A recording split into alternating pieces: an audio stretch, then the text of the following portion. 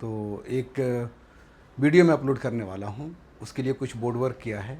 मैं चाहता हूँ कि आप इस बोर्ड वर्क पे थोड़ा ध्यान दें और इससे पहले कि एक्चुअल लेक्चर आप सुने, जो कि मैं अपलोड करूँगा बहुत जल्द, आप ज़रा इन मसलों पर देखें, सोचें, समझें और ख़ुद से क्या समझ सकते हैं पहले उसको एसेस करें।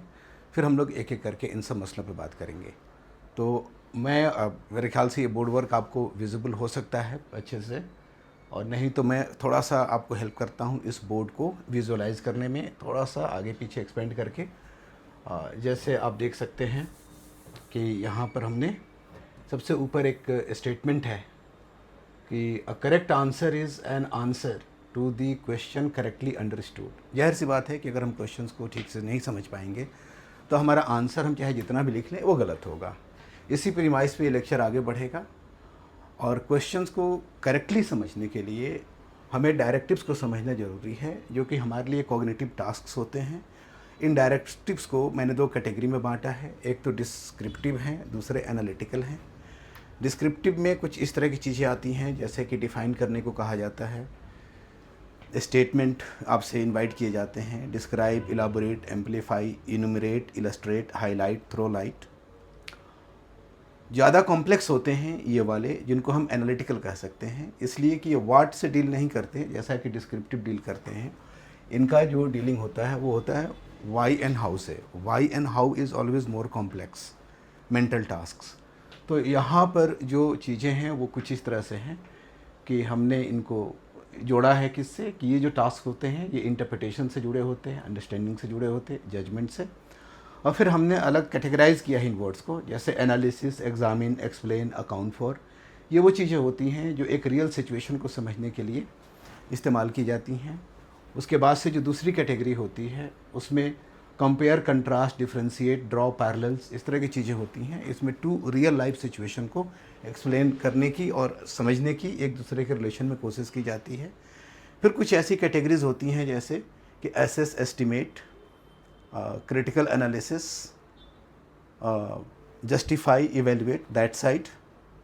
और फिर इस तरह से आप बोर्ड को पढ़िए एक बार, है ना। और फिर मैंने एक और ऑब्जर्वेशन आपके लिए दिया है कि before asking what do I know about the topic, ask what exactly is the question asking me to do. तो कई बार ऐसा होता है कि जैसे हम टॉपिक का नाम सुनते हैं उस टॉपिक से रिलेटेड डिटेल्स हमें आ जाते हैं और फिर हम डिटेल्स के बेसिस पर हम आंसर लिखना शुरू कर देते हैं।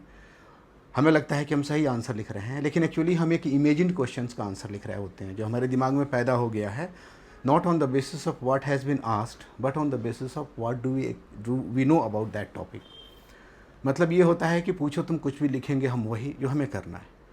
तो ये एक शॉर्ट बोर्ड रिव्यू के लिए मैंने आपको इनवाइट किया है कि आप इस बोर्ड को देखिए, समझिए। बहुत जल्दी इस पे हम लेक्चर आपको लेकर आएंगे जिसमें कि इन सारे वर्ड्स के ऊपर डिस्कशन होगा। अब मैं आपको बोर्ड के हवाले छोड़ता हूँ और कुछ सेकंड तक बोर्ड चलता रहेगा जिससे कि आप बोर्ड को एक बार पढ़ सकें फिर से। और इन चीज़ों पर आप, ज़रूरी ये है कि इन चीज़ों पर आप खुद से सोचें ज़रा।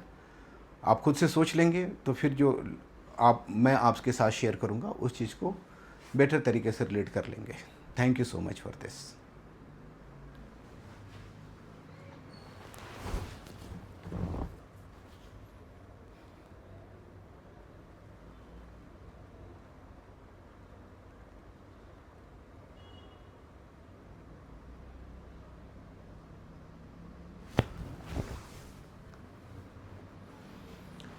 You can take a screenshot also and keep understanding these words. Dictionary meaning भी आप फ़िलहाल आप इनके देख सकते हैं, इसलिए कि अगर हम क्वेश्चंस नहीं समझेंगे तो आंसर हमारा आप समझ सकते हैं कि कभी सही नहीं हो पाएगा। So thank you so much for this.